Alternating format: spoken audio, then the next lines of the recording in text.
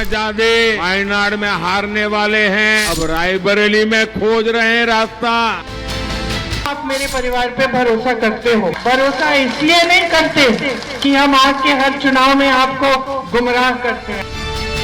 यहाँ से चुन कर जाने के बाद सोनिया जी और इनका परिवार रायबरेली कितनी बार आया है? आप पर पूरा भरोसा है। मेरे भाई राहुल जी को अपना सांसद बनाएंगे। रायबरेली में राहुल बाबा प्रचंड मार्जिन से चुनाव हार रहे हैं।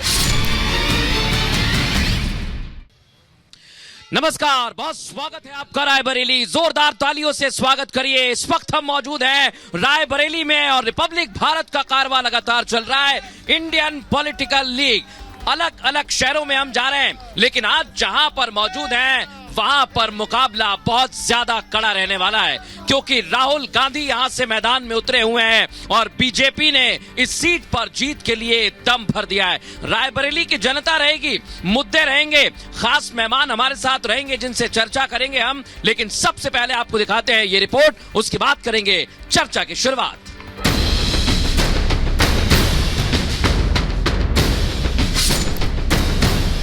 परिवर्तन हो, बीजेपी आए, पंजा ही चलेगा। युवाओं का मन इस बार परिवर्तन का है। पंजा चली हाथ हमारा मजबूत है। बाहरी लोगों को यहाँ वोट कोई नहीं। उत्तर प्रदेश की जिन सीटों की सबसे ज्यादा चर्चा होती है उनमें रायबरेली भी एक है। ये राज्य की इकलौती सीट है जहां 2019 में कांग्रेस को जीत मिली थी। तब सोनिया गांधी यहां से जीतकर लोकसभा पहुंची थी, लेकिन इस बार वो रायबरेली से चुनाव नहीं लड़ रही हैं। सोनिया अब राज्यसभा के लिए निर्वाचित हो चुकी हैं। अब पार्टी ने यहां राहुल को अपनी विरासत संभालने के लिए उतारा है। गांधी परिवार की इस पारंपरिक सीट पर कांटे का मुकाबला होने वाला है, क्योंकि इस सीट पर बीजेपी ने एक बार फिर दिनेश सिंह को उतारा है। हर किसी की नजर रायबरेली सीट पर टिकी है, क्योंकि इस सीट पर आखिरी समय तक कांग्रेस असमंजस की स्थिति में फंसी रही। राहुल को अमेठी और प्रियंका को रायबरेली से उतारने की चर्चाएं थी, लेकिन लगभग 15 दिनों तक चली इन खबरों पर विराम लगाते हुए कांग्रेस आलाकमान ने राहुल को रायबरेली के रण में उतार दिया, जिसके बाद प्रधानमंत्री नरेंद्र मोदी ने कांग्रेस पर जबरदस्त हमला बोला और राहुल को अमेठी से न उतारने को हार का डर करार दिया। शाहजादे वायनाड में हारने वाले हैं, वहां से भागकर अब रायबरेली में खोज रहे हैं रास्ता। घूम घूम कर सबको कहते हैं डरो मत। मैं भी आज उन्हें कहता हूं, अरे डरो मत, भागो मत। रायबरेली के रण में प्रियंका गांधी डटी हैं और रायबरेली की जनता से राहुल को वोट देने की भावुक अपील कर रही हैं। मैं जानती हूँ आप मेरे परिवार पे भरोसा करते हो, तो आप पर पूरा भरोसा है। आप इस बार मेरे भाई राहुल जी को अपना सांसद बनाएंगे। प्रियंका से पहले सोनिया गांधी भी रायबरेली की जनता को भावनात्मक संदेश भेज चुकी हैं। को निशाने पर लिया और उनसे 5 सवाल पूछ डाले।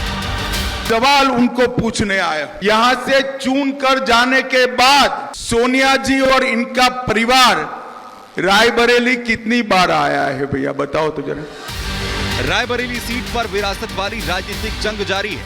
30 मई को वोटिंग से पहले 17 मई को राहुल और अखिलेश यादव यहां रैली करने वाले हैं। लेकिन सबसे बड़ा सवाल ये कि क्या रायबरेली में राहुल गांधी की राह आसान है, या इस बार राहुल के लिए ये सीट बहुत मुश्किल होने वाली है। Bureau report, Republic Bharat. तो देखा आपने, रायबरेली का सियासी समीकरण बिल्कुल बदल गया है। बीजेपी ने चुनौती दे दी है, लेकिन कांग्रेस एक बार फिर कह रही है कि रायबरेली में जीत हमारी होगी।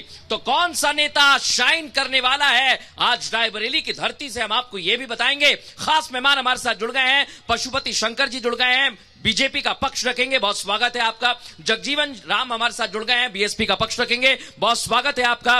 वीके शुक्ला जी हमारे साथ जुड़ गए हैं, कांग्रेस का पक्ष रखेंगे, और विनय कुमार जी जुड़ गए हैं, समाजवादी पार्टी का पक्ष रखेंगे। आप सभी का बहुत स्वागत है। सबसे पहला सवाल कांग्रेस पार्टी से ही हम पूछेंगे, और बड़ी बात तो यही है वीके शुक्ला जी, जिस तरह से अभी तक के चुनाव हुए हैं आपको सफलता मिली, लेकिन आज गृह मंत्री अमित शाह रायबरेली में थे।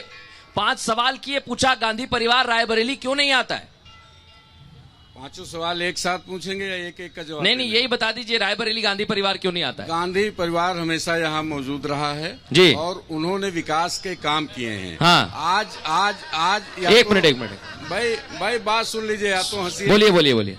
हाँ, गांधी परिवार एक व्यक्ति ही नहीं है, यहाँ उनके जितने कार्यकर्ता हैं, जितने लोग हैं, हाँ। सब रात दिन काम करते हैं। जैसे मैं आपको बताऊं, जब कोरोना काल था, हाँ। तो कोई नहीं नजर आया, और सांसद जी ने यहाँ पे ऑक्सीजन एक मिनट मैं जनता के पास भी आऊंगा, भाई, कंप्लीट आप बात करिए। सुनिए, नहीं, तो आप बात- मेरे से बात करिए ना। हाँ, बोलिए। तो यहाँ पे ऑक्सीजन जो सबसे ज्यादा जरूरी था, अच्छा। उसको हमारी सांसद सोनिया गांधी जी ने भेजा। हाँ। भाजपा के लोगों ने कोई काम नहीं किया कोरोना काल में। ठीक है, अब मैं जनता से पूछता हूँ, भाजपा के लोगों ने काम किया नहीं किया? एक मिनट आगे आ जाइए भैया, आप आगे जाइए।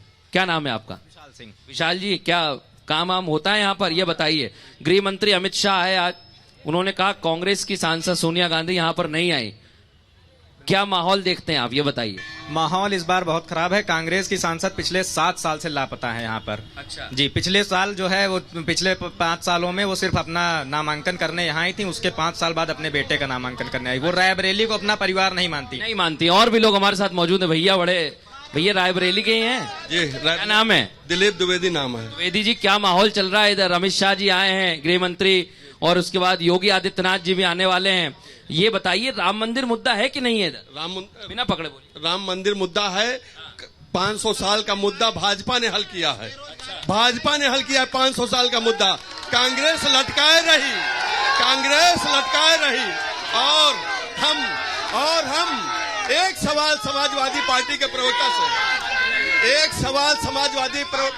प्रवक्ता से बिन्नू भैया से, हाँ, कि इनके मुखिया अभी तक कह रहे थे कि कांग्रेस बहुत दगाबाज पार्टी है, इसको कभी वोट मत देना। अब क्या बात हो गई? ठीक है, आने वाले आ रहा हूँ, जनता के पास भी जाऊंगा। जवाब विनय जी, राहुल गांधी और अखिलेश यादव आने वाले हैं, फिर से तैयारी कर रहे हैं, तो क्यों आपको लगता है कि इस बार आप रायबरेली में हमेशा की तरह कांग्रेस की मदद करने के लिए आ गए? वो कह रहे हैं, जरा देखिए, मैं इन्होंने जो बात कहा, मैं हाँ। उसका जवाब दे दूं। ये क्या बात करेंगे? हाँ। अलगाववादियों वाली विचारधारा रखने वाले महबूबा मुफ्ती मोहम्मद के सके संबंधी, राजभर से जूता खाने वाले, एक मिनट सुनने दीजिए वाले, हाँ। गाली खाने वाले, ये क्या बात करेंगे हमसे? हम अच्छा, तो बात करते एक हैं मिनट। अपने विचारधारा के लोगों से। हम तो अच्छा, साथ रहते हैं विनय जी, अपने विचारधारा के लोगों एक मेरा से। सवाल, ऐसे लोग क्या बात करेंगे? सुनिए तो, अभी उन्होंने कहा, एक मिनट, राम मंदिर मुद्दा है। राम गोपाल यादव जी ने कहा ये बेकार मंदिर है। देखिए, हाँ, आज मुद्दा क्या है? मुद्दा राम मंदिर है। इस चीज को समझिए। वो कह रहे हैं मुद्दा राम मंदिर है। उनके कहने से नहीं, आज मुद्दा है संविधान को बचाने का। आज मुद्दा है पीडीए की लड़ाई का। हाँ। आज मुद्दा है, ठीक है, जवाब मैं लूंगा। पशुपति जी जवाब देंगे। बात को सुनिए, एक मिनट, पूरी बात सुनिए। हाँ, पूरी बात बताइए। जिस संविधान को नरेंद्र मोदी जी चैलेंज करते हैं, किस संविधान को? संविधान को, बाबा साहब को चैलेंज करते हैं। उस संविधान को बचाने का, ऐसे प्रधानमंत्री को हाँ। इस देश में रहने का अच्छा, अधिकार एक नहीं है। मिनट